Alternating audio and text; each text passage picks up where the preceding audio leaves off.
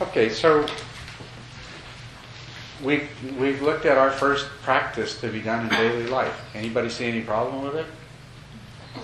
Or you just all go and do that now?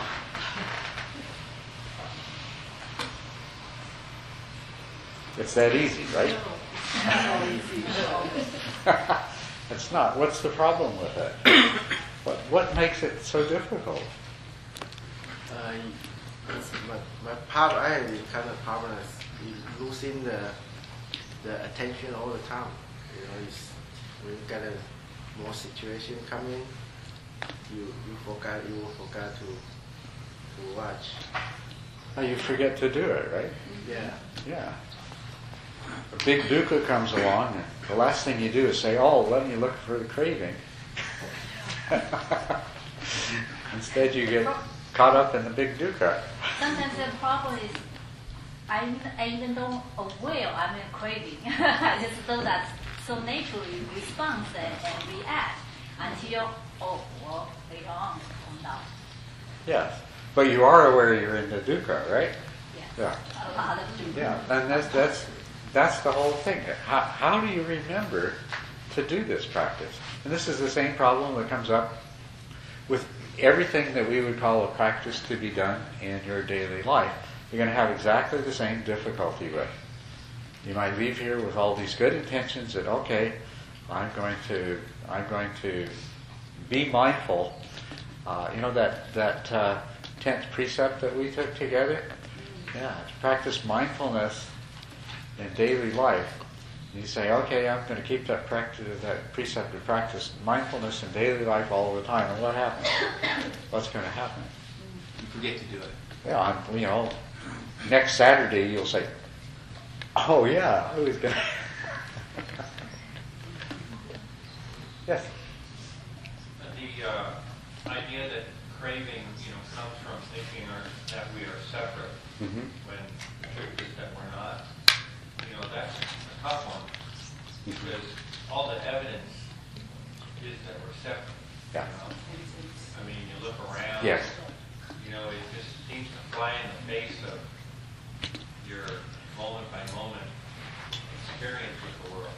Yes, it does. And I just want to clarify, too, that I'm not suggesting that this is going to be your practice, is that you're going to be able to go out there and see that you're going to practice seeing that your separate self is an illusion. Because that comes through a combination of all of these practices and the meditation especially. But you have to take it by stages. You just, leave that one until it starts to make itself apparent. And to begin with, though, is just to become aware to become aware of just how often you are actually experiencing dukkha of one kind or another. Then to become aware of craving and the different forms that craving take that underlie that dukkha, and how persistent and pervading that craving is. And then to become aware that indeed whenever you can let go of that craving, for whatever period of time that you can let go of it, that the dukkha will go. That's really what this practice is. Right? And it's going to move you in the direction, together with your meditation and other practices, of having a more profound realization of the illusoriness that we're speaking of, the illusion. Okay. So, getting back to that, seeing the craving in dukkha, a common thing for me, and I'm sure for others, is that maybe you're not getting along with someone. Yeah. Like you're disagreeing and tussling about what to do next or whatever. Can you help me connect craving to that? Well, yes, you're right. That's a really common situation. You're having some sort of disagreement with somebody. Right? And perhaps somebody else would like to offer something. When you have a disagreement with someone, if you just reflect on a recent disagreement or tussle, as you put it, that you had with somebody, and see if you can identify the elements of craving that are involved in that. You want something they don't want. You want something that they don't want. They want something different. That's right. They want something different. Yes. You think you are right. What? You think you are right. You think you are right. And that's a really interesting one there. Okay. You don't think you're right. You are totally convinced that you're right. Huh? You want them to disappear. Yeah, that's right. Yeah, you want them to disappear. You're convinced that you're right, and so why does it matter? It matters because if somebody else, doesn't agree with me, I'm kind of a little bit threatened because this is the principle I hold it for a long time, and now you are disagreeing me in a strong way. So I think in the psychological, deep inside, that's a kind of a yourself is threatened. Yeah, yourself is kind of threatened. Yes, I agree. That's why it matters. Because, I mean, if the building's on fire and one person says that's the way out, and you know that this is the way out, that's one kind of situation. And who's right and who's wrong is important for an entirely different reason. But most of the time, why does it matter who's right or who's wrong? It's the reason that it matters, the reason that we experience it the way we do, is that to be wrong threatens our self in some way, our ego, our sense of who we are. Right? Absolutely, yes. I have a question. Since I've been in your classes and everything, I have noticed I have become very sensitive. I always been very aware of what's going on, worldwide, especially now with politics all over the world. It's in total chaos. How do you become less sensitive to situations? Like I noticed because of what's happening right now with all the politics with Latinos, because I'm, from Mexico and stuff. How do you deal with when I just talk about just a little bit about the issue with anybody, everybody's listening to the most negative things from this big leadership. Nobody's really following their heart. If you really follow your heart and you have some kindness, you will never want these families to be separated from their kids who are born in this country. How do you, like for me, the fact that this is going on right now, it makes me sometimes get away from people who think very opposite of me, and I love people a lot. I like being very close to people. How do you deal with being less sensitive and less? I try not to be judgmental when the person tells me something that I don't want to hear. I understand it as ignorance, But how do you deal with you breaking down so much and being so sensitive? Like I'm very affected by it sometimes, or it makes me not want to deal with people. How do I deal with it without being so involved emotionally? Well, that's really what we're talking about. You are experiencing a kind of discomfort, a kind of dukkha, right?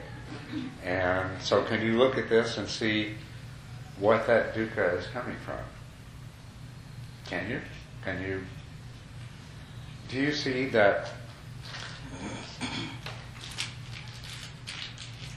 if somebody disagrees with you, that you want them to agree with you?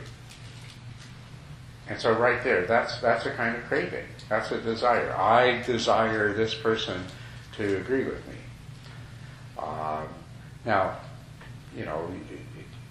you're introducing a component of it that you say, well, I have these high ideals, I have compassion, I don't want to see families separated. So if the disagreement is that somebody's suggesting things be in a way that leads to those, that can confuse the issue. And you can say, well, what I want is noble and good, and what they want is harmful and causes suffering. And that can confuse you, keep you from seeing that your immediate suffering is not coming from that. Your immediate suffering is because you want them to agree with you. It's not so much people agreeing with me, it's more about people being more open with their mind, like use more of their own intellect. But it's instead of still, listening to you're other people. wanting them to be in a particular way. Do you see what I'm saying? Yeah. I'm not taking anything away from the other levels of what you're saying, but your immediate distress is coming from the simple fact that you want to succeed in convincing them to agree with you, and as long as they stubbornly refuse, you feel disturbed and you experience suffering. As a matter of fact, if you can get past that, you can probably make much more persuasive arguments to them than you can while you're feeling that distress. So that's the positive, beneficial side of it. But the thing is to understand, to do this practice is to be able to see clearly what craving is wanting something to be different than the way it is. It's basically what it is. Simplest form. You want something, somewhere, somehow, to be different than the way it is. And you feel unsettled, you feel upset, you feel disappointed, you feel some kind of dukkha because it's not the way that you want it to be. And what this practice is about is getting used to be able to see that part really clearly. Because if you can't see that part, what you're always going to see is the part, well, I'm right, or my view is better, or my view is more humanitarian, or my view is more compassionate. And you're not going to be able to see, my suffering is coming from my craving, my non-acceptance. And if you can accept what is, you're actually in a better position to produce change. Yeah, I have noticed since we did a 10-day, I don't think I heard that, understood the craving, the first class I took with you, but the 10-day, it taught me to understand what craving was all about. Yeah. And I think it's helped me so much to be a stronger person and not have, because that's not the way we were been brought up to be craving all the time. And I have learned not to crave, and it does make you happier, I noticed that. Yeah. So the other thing you can be noticing in this, and that Jackie brought up, is when you see the craving, you can see how the craving is rooted in your self-identification, in your ego identification, in one form or another, in your view of yourself, of your separateness.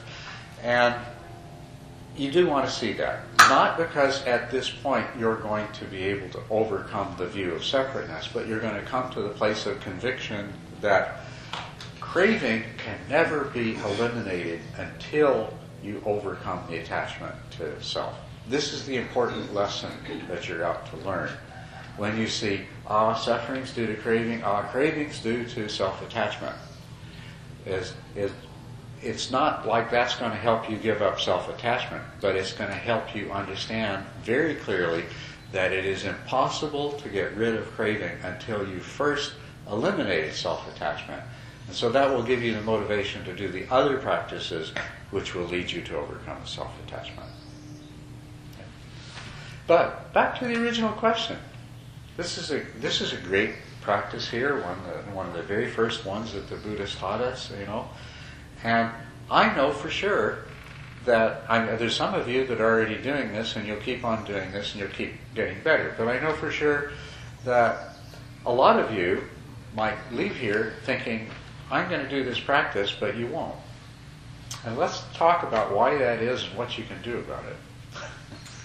What makes it difficult to do this practice is that you simply forget to do it, right? Every mindfulness practice is like that.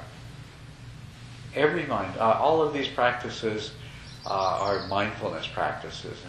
And the problem with doing mindfulness practice is you forget to be mindful.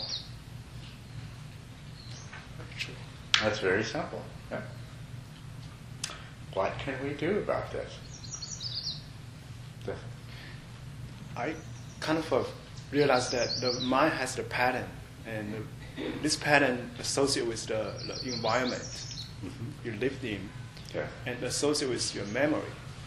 For example, if we are sitting in a retreat environment, the mind tends to be a little bit different from what we, a mindset in the ordinary, environment, let's say office. So if we walk into the office or the school, then the similar facilities and similar people. And a lot of things going on, the mind is so weak and it tend to be think like, wait, I see this person and this person caused suffering, harm to me before, then I just don't feel positive energy towards that. So I think the mind is very easily drift away and you are not paying attention to the current, very subtle change in the inside and just kind of drive away by the memory. So just like that. Yes, the way that I would put what you said is that in every different situation you're in, you have a whole lot of conditioning as to how you think and behave in that situation. And if that situation, if the conditioning that is associated with that situation has nothing to do with the mindfulness that you want to practice, you're not going to practice mindfulness at that time. Yes. You're going to, instead of being mindful, you're going to react in the ways that you always have. Mm-hmm. And after you leave, you might say, well, I wasn't very mindful there. But every time you go into a situation, well, this is a really significant thing, to recognize the degree to which we are affected by our environment and the people that we associate with. Really also, the environment provides a lot of details to your mind, the stimulation. It's not like simple as here, you sit and close your eyes. Yeah. If we are busy in doing something, there are a lot of things your mind need to process it. So it's just not easy to concentrate. It's not so very, very difficult. That's right. Well, your life involves a lot of situations and people that are not going to be conducive to mindfulness. Is there anything you can do about that? Well, you say no. You can't completely change it. But that doesn't mean that there's not something that you can do about it. It is, if you are serious about this, then you can examine the way you spend your time, the situations you find yourself in, the kinds of people that you associate with. And you can determine if that is how you really want to spend your time, if you want to be in those places doing those things. Now, to a certain degree, you can't change it. If you have a job, you're going to have to go to your job. If you're a student, you're going to have to go to classes and associate with other students. Oh, I got you. I thought you want me to change the people. No, you can't change the people, no. But there are parts of your life that you can change. And one of the things that is very important for you to recognize is that, and really it's a part of you not being as separate as you think you are. Because you're a different person in every situation. You go into one situation and you are a particular person with particular conditioning and ways of behaving, which might be totally non-conducive to the practice of mindful awareness. With regard to the association of suffering and craving, or anything else for that matter. It's just a very non-aware kind of situation. And you'll become a very non-aware person in that situation. And you can walk out of there and walk into a different group. You might walk into a different room and find yourself with a group of people who are also practicing the Dharma and who are also trying to live mindfully in their daily life. And you will become a different person in that group too, and you'll have more success practicing mindfulness. So we can make choices that will increase the ease with which we can practice mindfulness. That's one of the things that we can do. Anything else that we can do?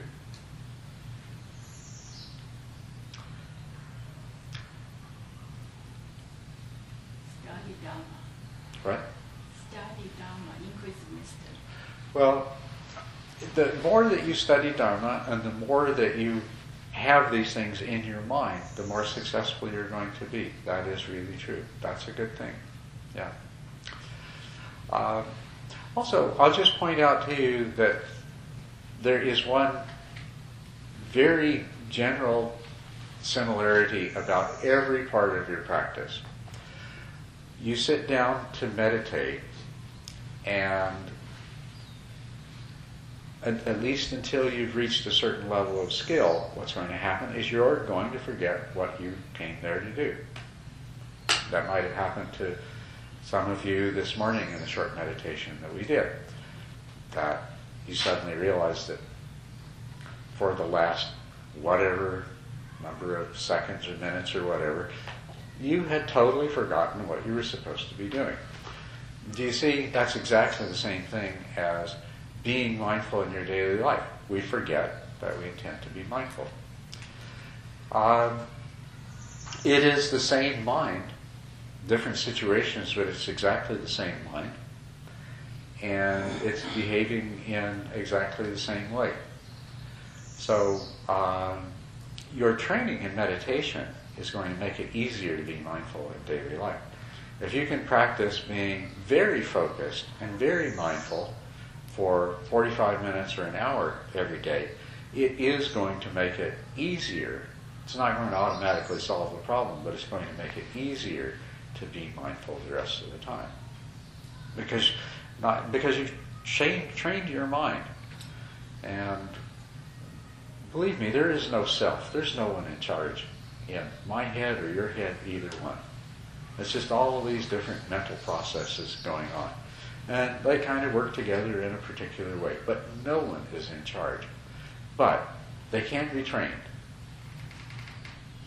You know, they can be trained. You can train your mind so that it tends to behave more, it's more likely to behave in one way than another. And if you do that, if you practice mindfulness and sitting meditation, you're going to find it is much more natural to be mindful in your daily life. So, to practice this kind of mindfulness, it's enormously helpful to establish a regular meditation practice. It's going to make it easier. It's also going to work the other way too. The more that you practice mindfulness in your daily life in different forms, the easier it's going to be for you to sit down and focus your mind and practice formal meditation. Any other suggestions? There's some people here with a lot of experience of practicing mindfulness in their daily life, and I'd love it if they would offer anything that they can about the problems they've had and the way they've resolved them, things that they've found helpful. I just observe the past my own practice, and I feel like they have a two-way. Was a teacher before.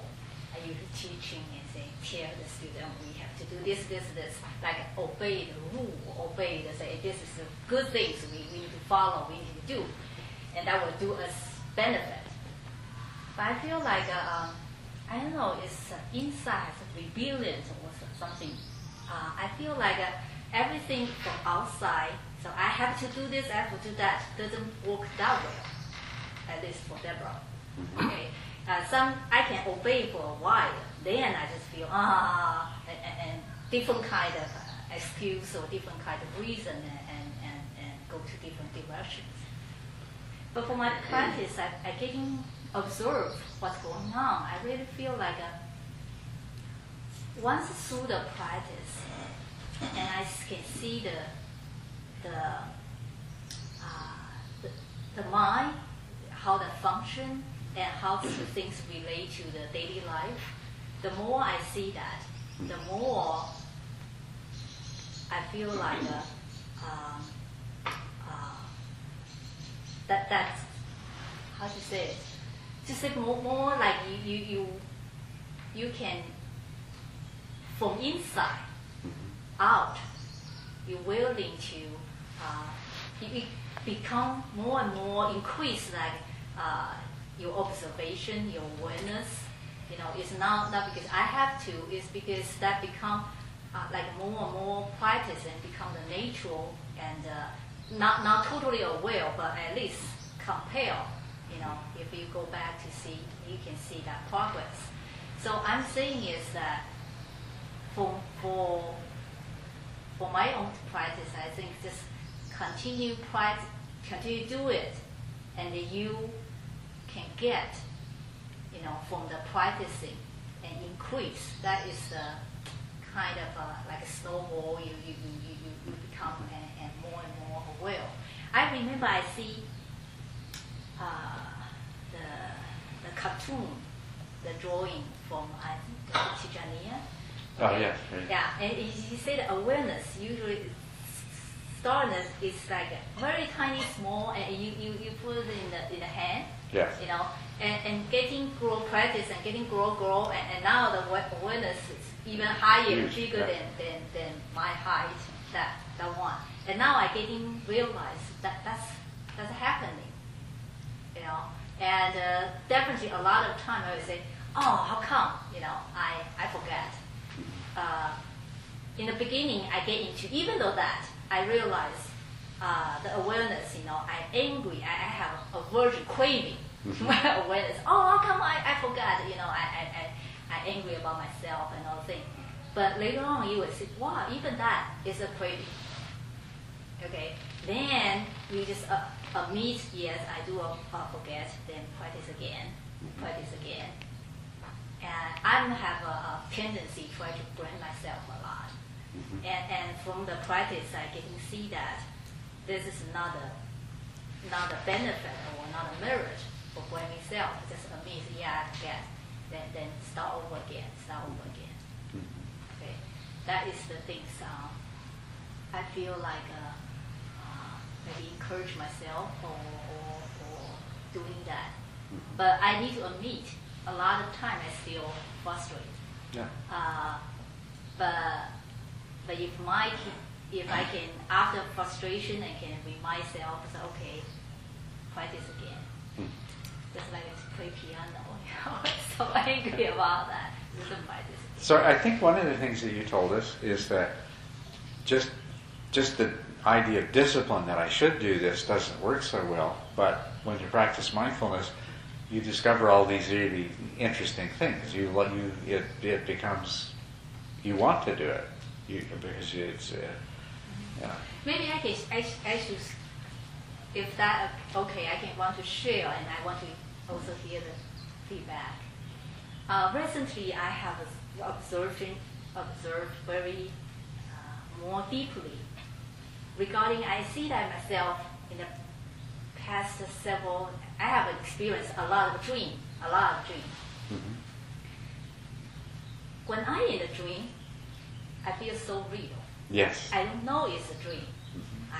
I call them emotion, I call them happy, and I call them angry, all the things. Until the moment I open the eye or I move and I say, oh, that is a dream. And then suddenly, when I say that is a dream, suddenly I also observe that emotion and cause suddenly disengage. And I say, oh, that's a dream, that's that. And because so many times, and I'm starting to wondering, in the daily life, I'm so caught in, and I saw it, oh yes, that. It's like it's similar like a dream that because, I'm so caught in those emotions and all the things.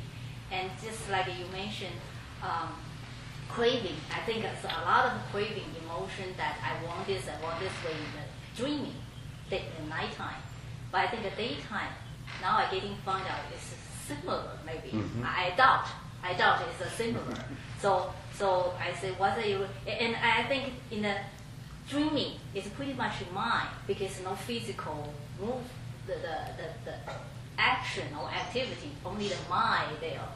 So I'm thinking, open eyes, even though we have a physical action, but pretty much I still wondering, it still come from this mind for the daily life. So all the happy or angry or frustration or any emotion also from here. So from that, and I just curious and trying to challenge Deborah is that during the daily life, when I open eyes, when I found out I'm so engaged in this, and could I step back and look? What's the difference? What's the mind doing? Is the mind engaged in something just like when I do it at nighttime? I don't know. I think that is, I'm in that kind of thing and wondering, but I just feel that may be helping me a little bit, to find ourselves caught in something. What do you think? Do you see the similarity between waking up from a dream and becoming mindful about what you're doing in your daily life? It's awakening. Yeah. So what you're doing here, we're talking about practicing mindfulness. You're practicing awakening, maybe in little ways. Sort of like you just wake up from the dream just a little bit, but it's still waking up from the dream. It's still awakening. So, but you said some interesting things about, how you can succeed in practicing this. And one is by recognizing that you're going to discover very interesting and helpful things. And it's going to make you want to discover more. And so that's how it works.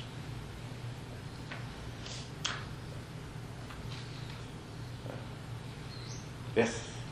I think people are motivated to find happiness. Some people, they want to make lots of money because they want to be happy. And if that's what they believe would help them achieve happiness, they'll think about how to make money all the time. Mm-hmm. But then, we think about, the extent of happiness wealth can bring us. It's rather short and limited, and it's tenuous, it's subject to a lot of conditions that we cannot fully control. Even if we acquire something, doesn't mean we will retain it for a very long time. So when we think about happiness, we want a source of happiness that's going to last, that's lasting. And some people, they are obsessed about appearance. Similarly, it has a very, very limited return, and it requires a lot of resources. And Dharma, the practice of Dharma yields a lot of happiness, a lot of tools, a lot of insights that is extraordinarily helpful for the long term. So once I understand that, once I can have a glimpse of that, it becomes my interest. So naturally, I will think about it all the time, and I will try to practice diligently. I'm motivated. Yeah.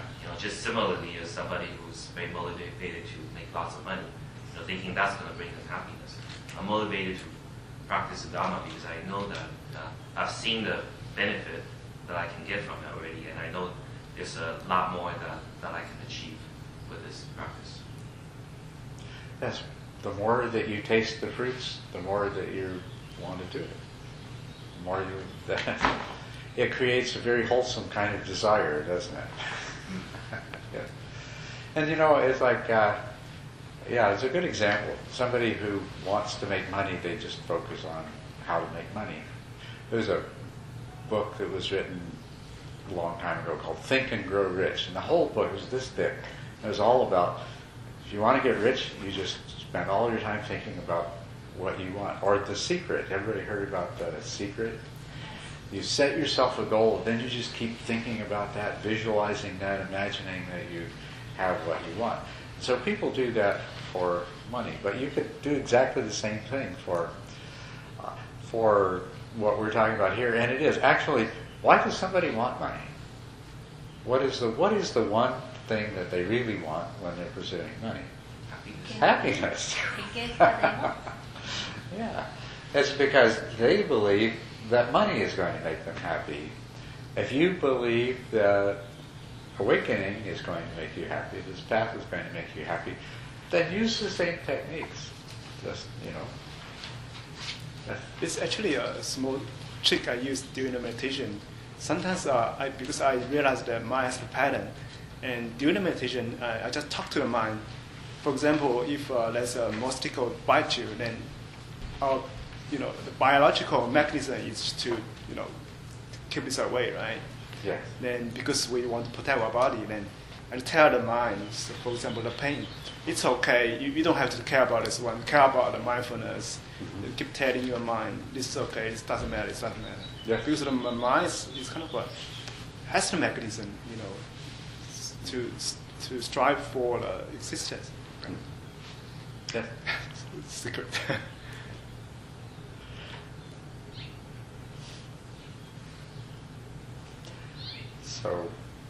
So here's some very good suggestions about how to help yourself to practice mindfulness more. Yes? So I have a question, probably very contradictory to this, but this is Okay. a question. We talk about craving, Yes. and we talk about practice to recognize craving. Yes. And the way we tell ourselves, tell the mind, okay, we use a different way, then we can keep in mindful awareness, and we can da. Is that part of craving too? Are you asking that if wanting to achieve the results of the practice is a kind of craving? Well, it's not a kind of craving in the sense that of the unwholesome craving that we need to overcome. But it is related to it because we still think that I am this self and I want this, the happiness that we're after. We want to achieve happiness for ourselves. We want to achieve enlightenment for ourselves. So, but that's all right. That's going to be there. Don't worry about it. Until you are no longer attached to the self, that is going to be there. So it's quite all right. It's not a problem. Sounds like you're saying is that craving is okay unless, as long as it's wholesome, they can craving. You mean that? What I'm saying is that as long as you think and feel and believe that you are a self, there's going to be craving, period. Okay? Now, there's no way around that. As long as you are a self, there's going to be craving arising out of the sense of selfhood. So, most of that craving is the craving that creates your problems. But the fact that some of that craving is the craving that motivates you to practice, that's all right. That's the way you are. It's where you are. As long as you still have this attachment to self, then you're going to regard awakening as something that's done for the sake of the self. And so it's going to fit in that category. It too is a craving. But you're not going to be able to get rid of all of your cravings just by saying that you want to. You're going to have to work on it. So make that the very last craving that you get rid of. Okay? So you practice overcoming all of the other forms of craving, and you save the craving that is associated with the wish for enlightenment for last. But the wish for enlightenment is not a craving. It can be associated with a craving, because for something to be craving, it implies that there is a self that's going to benefit. It's a compulsion. Cravings are a compulsion. You can't help cravings. They arise out of the natural workings of a mind that believes in its separate selfhood.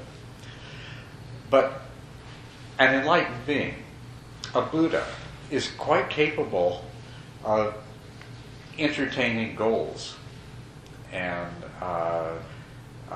goals and wishes, and working towards the attainment of goals and wishes. So it doesn't mean that the wish for enlightenment, the wish for awakening, has to be in the form of a self-dependent craving, nor does any other goal. Like the Buddha lived, and this is actually a good thing to point out, that somebody might look at the Buddha and they say he was a really remarkable being, but if they didn't really know too much about him, they might not have realized in what profound ways he's different than other people, because in the course of his life, he took care of his body because it was the reasonable and right thing to do. And he directed a large sangha, thousands and thousands of people, and they were given many places to practice meditation, and he created rules for the sangha. He made decisions about where to travel, when, things like that. There were challenges that he had to overcome. And these are all recounted in the sutras. And so you have to ask yourself, okay, are those behaviors dependent upon a belief in and attachment to the self? Well, no, they're not. I guess my point is more focused now is the craving to enlighten or that enlightened that they want to be enlightened.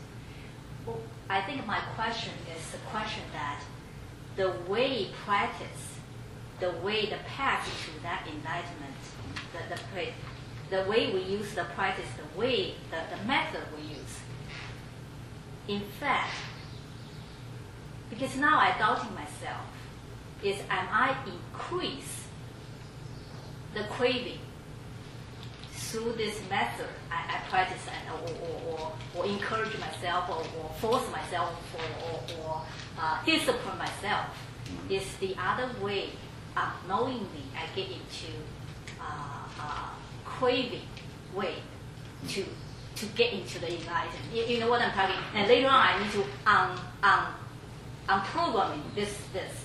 So I don't know is exactly say am I doing this is increase or I'm really doing this is really see the craving and I can reduce that even though the way I'm walking to that path. Am I clear my question? I think I'm doubting that part. You're doubting that the way that you're approaching it internally, mentally, is always the best. And, well, it probably isn't. Because sometimes when you're disciplining yourself and you're judging yourself, you are reinforcing your tendency for judgment. Right? And that's not good. Because every time you exercise the tendency to be judgmental, to essentially if you look and you say, well, I should have done this, but I didn't, then you're blaming yourself. And you're reinforcing the tendency of your mind to act in that way. So that's not necessarily always wholesome. But you have to accept where you are, and the way to do it is not to you're not trying to squash anything.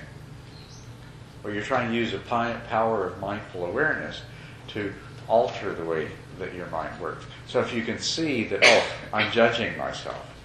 You can see that, I'm developing attachment to practicing in a particular way. I'm being attached to behaving in a particular way. And the thing about being mindfully aware of these things is you don't say, I'm being attached to practicing in a particular way. I'm bad. I shouldn't do that. Because that's exactly what you're trying to get away from doing. You're trying to say, look, there's attachment again. Here's another example of attachment. What is the effect of this attachment? And you see that, this attachment makes me feel in a particular way. It makes me act in a particular way. It makes it easier for me to be judgmental of other people. So you just see that. And by seeing that, these kinds of unwholesome tendencies are going to be positively impacted by your mindfulness. They're going to be less likely. But that's a difficult one. Self-judgment, self-criticism, it's so easy to say, I'm going to practice in this particular way, and then turn it into that whole same thing,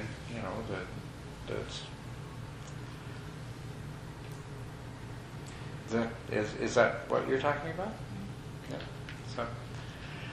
So, but the wonderful thing is if you're practicing mindfulness in the rest of your life, these things will come clear. If you see yourself being judgmental of the people that you work with.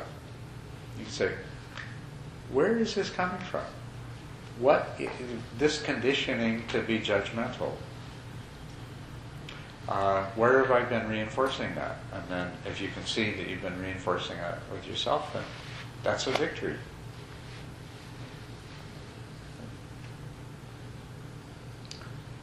I mean, that can be part of your self-identity, right? Like, Yes. I'm a person on a path that's headed towards enlightenment, and I want to gain wisdom, but that can reinforce your ego Yes. also, right? That's the kind of danger in that approach. Exactly. Yes, that becomes another part of your ego. And up to a certain point, it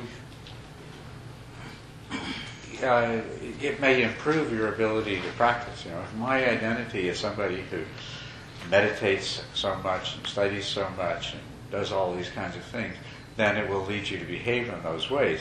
But at some point, it becomes a problem because you've attached to that and you have to let go of it. Yeah, so it's kind of like a raft that will carry you to the other bank, but you have to really let that go also. Right. So Yeah. that kind of... It carries you to a certain point, but you have to let go of it. Yeah. Well, the story says the Buddha, he made the resolution, say that I'm going to sit here until I achieve my goal under the Bodhi tree. And he did it. I think use the positive or either mental faculty in a positive way, or use the positive mental faculty is a good thing to achieve in life, to achieve our goal. Ajahn Chah says that there are two kinds of craving. One is the craving lead more suffering, and the other one is the craving lead you to the happiness. Yes.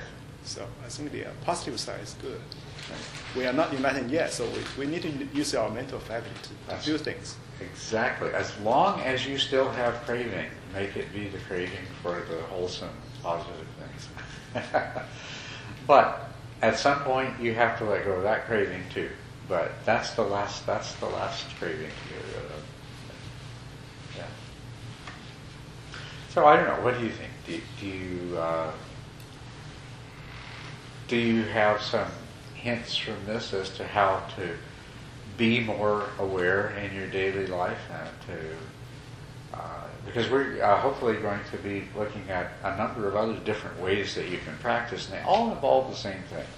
They all involve being present in the moment and being mindful, which means that you're looking inward and you're saying, what is going on right now? Why am I behaving this way? Why am I reacting this way? Why is he behaving this way? Why is he reacting this way? What is the true nature of this situation? And what is the, how should I be behaving? That's happening to me a lot right now. Mm-hmm. And it gets to the point where I lose why I got there. It's almost like, just where to go.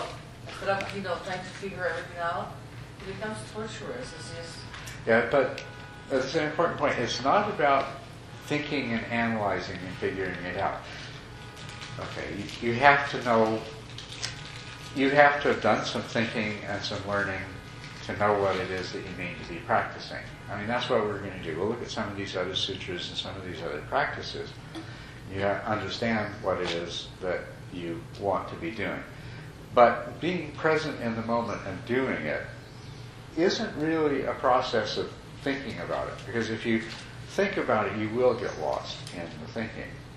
And it's difficult to talk about this without making it sound like it's thinking about it. But you want to be aware of your own mind and your own motivations. And I would use words like, you need to ask yourself, why am I speaking the way I am? Why am I behaving the way I am? But I'm not actually suggesting that you'll spend very much time verbally formulating questions and analyzing. It's more like that's the question that you continually hold as moment to moment, and you're constantly changing, that you hold that question. What am I doing? Why am I doing this? And not to analyze it and find the answer, because that's not really the answer that you want to find. You want to find the why answer that comes from you look at what you're doing with the question, why am I doing this? And the answer makes itself apparent. Oh, because my ego needs this gratification, or because I think that behaving or speaking in this way, it will produce some reward. But you don't have to think about it. It just, you already know. The knowledge is already available within the mind itself, because after all, it is your mind that is motivating you to speak and act in a particular way. So if you open your awareness up, your mind will reveal. You don't have to analyze. You don't have to take it apart and look for it. Your mind will open up and reveal the way that it's behaving and what underlies the way that it behaves. So the practice of mindfulness it's really about observation and not thinking and analyzing. It's being fully present. And you know what happens when you think and analyze is you step outside of the stream. You know, the stream of being. Things are constantly happening, changing. If you want to analyze something, you step outside the stream and you make it into an abstraction and you think about it, and then you have to go back into the stream again. Of course, by then you're in a totally different place. So it's the trick of learning to stay in the flow and just be aware and let the answers present themselves to you. That way you don't get lost. Because once you step out of the river and the river moves on. Yeah. It's actually good because then you within what's happening, I back out of situations, because it's very easy for me to get involved in things. So when you it's happening faster. So it's to me, I like it because I used to get too involved in situations and I react to things. And now it's more I just watch things from the back, and it's kind of nice to be that mature, Yes, just to be able to watch. Now, sometimes it's important to back off. If you're trying to keep a precept to not engage in wrong speech, and you find you're about to say something that you know is not right speech. That's a good place. Then you can stop. Good time to step outside the stream there and modify your speech. You find yourself getting ready to, you're feeling angry and you're getting ready to speak or act out of anger. It's a good time there to step out. Just back off and ask yourself, what would Buddha do? What does the Dharma tell me about how I should behave? What would the Sangha, members of the Sangha, do? What would the people that have been practicing this Dharma for a long time, how would they be? Would they say what I was about to say? Would they do what I was about to do? And, so that's the time to step out. But you'll notice things keep coming back to it. You won't know to step out unless you have the mindful awareness. If the mindful awareness is not there, you'll hear yourself saying the words after it's too late. You won't know that you're about to say the words and have the opportunity to step back and reflect and make a different choice. So it's always coming back. Daily practice is about learning to be mindfully aware. And it's just like the meditation, though. Close your eyes, be mindful of the breath as it enters and leaves the body. Train yourself to do that. And then you're doing something else. Get up from the cushion, go out in the world, train yourself to be mindful. And the really important part of mindfulness is the introspective part of mindfulness. It's knowing what you are doing. So seeing what is happening. This is what is going on. And knowing why. Having the awareness that not only reveals what is happening, but why it's happening. And then having a mind that's conditioned that it has precepts to follow. It has it already has an idea of which way is the right way and which way is the wrong way. So that in addition to knowing what is happening and why is happening, that you know whether or not it's what you want to be happening, what you believe should be happening, whether it's the right way to be behaving. And having those three present, that constitutes the scope of the meditation that's called mindfulness. It's knowing what you're doing, why you're doing it, and whether or not it's what you believe you should be doing, what's right for you to do.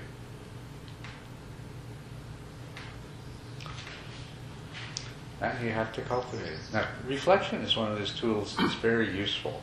Reflection, because you'll say, I want to be mindful, and then, like I say, next Saturday you realize, I wasn't really very mindful this last week. It's a common experience. You're going to experience that. What can you do about that?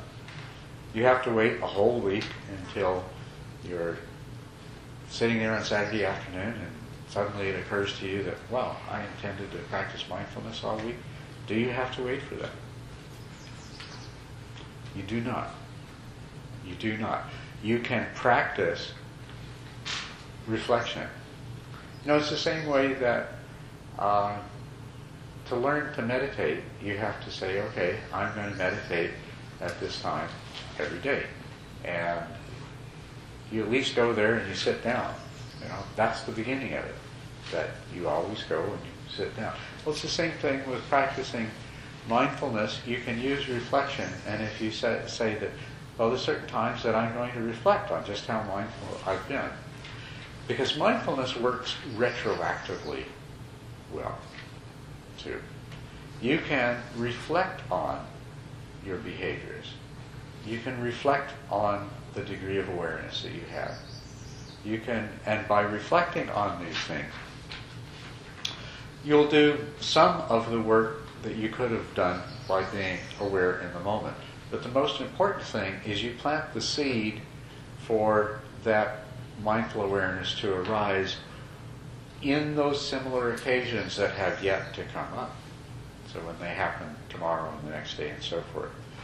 So reflection is a very useful and powerful tool. And it's just about time for our lunch break. I don't know. What's that? It hasn't arrived yet. Okay, why don't we have a look then, talking about reflection. There's a sutra in here. I'll find which page it is. It was a teaching that the Buddha gave to his son, Rahula. Page 7. Page 7? Thank you.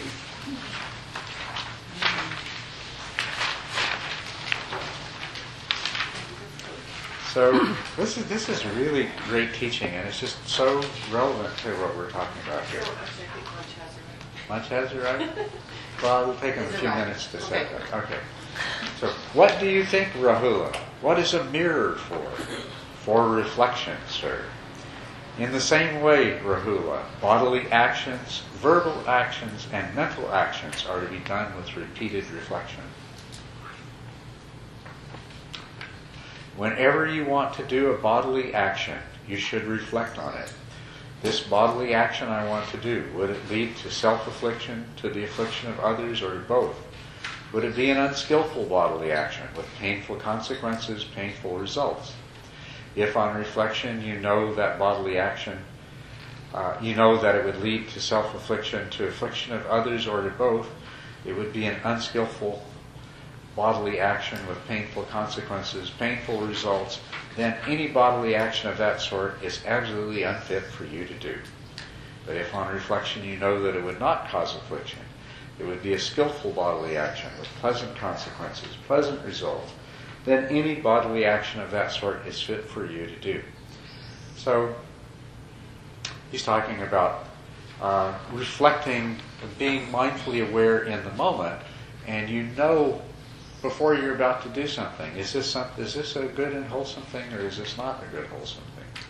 Okay. But then if you just skip a paragraph and you go, it says, go to the next one. It says, while you are doing a bodily action, you can reflect in the same way.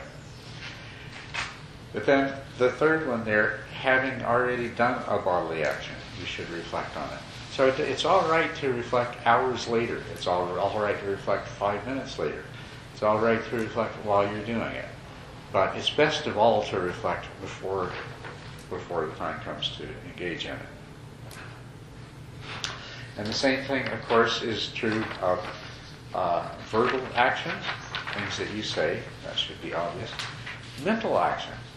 This is one that takes a little bit of skill to get to this, because to watch your mind.